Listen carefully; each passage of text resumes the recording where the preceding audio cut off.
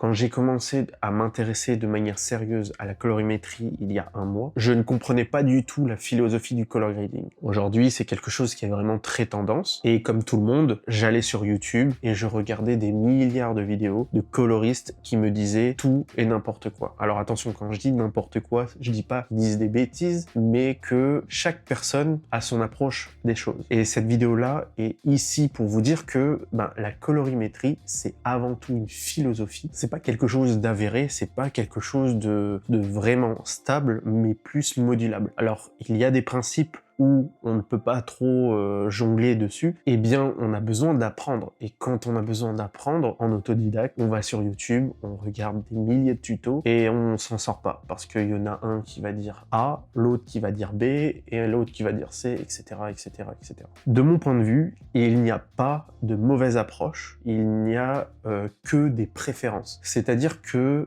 pour dire que le color grading c'est avant tout une philosophie, vous savez, le color grading est divisé en deux parties. Vous avez la color correction et ensuite vous avez le color grading. Il faut juste penser par exemple comme un gâteau. La color correction c'est un petit peu la préparation de votre gâteau, de la pâte, et le color grading ça va être vraiment le nappage, donc la décoration, tout c'est vraiment une petite touche artistique littéralement. Et bon si vous loupez le gâteau mais que vous faites un bon nappage, en fait le gâteau il est dégueulasse. Si vous loupez votre color correction qui est vraiment la fondation ensuite de ce qui va se passer après, eh bien le color grading s'en verra complètement dégueulasse. Par exemple, Darren Mostin, pour l'exposition, lui, il va aller dans les primaries, dans la roue globale, et il va utiliser la molette pour pouvoir exposer un petit peu plus ou enlever un petit peu d'exposition, etc.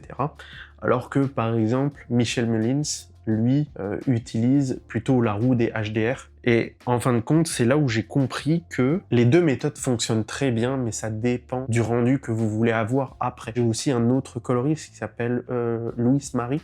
Je crois que c'est un Français qui vit au Canada. Et lui, par contre, il va toucher les hautes lumières. C'est-à-dire que dans les primaries, vous avez en dessous des roues 3 petits onglets en fait pour régler les rouges, les verts et les bleus. Et juste à côté, vous avez un blanc qui sont en fait la luminosité. En bougeant ça, en gros, vous allez juste bouger les hautes lumières. Les 3 méthodes fonctionnent très bien, mais ça dépend de ce que vous voulez faire avec votre clip. C'est juste une question de goût et de couleur, sans mauvais jeu de mots.